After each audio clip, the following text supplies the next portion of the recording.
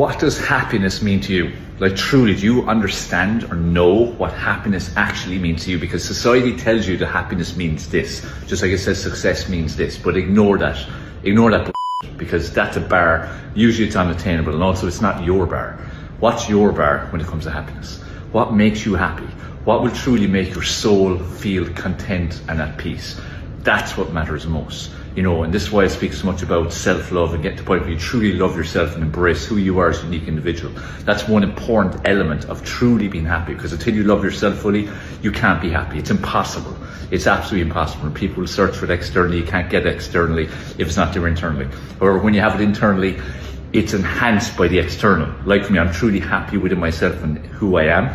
But if my family, my son, my sister are happy, that's a great box tick. And then things like music and football and cooking, they all bring me happiness as well.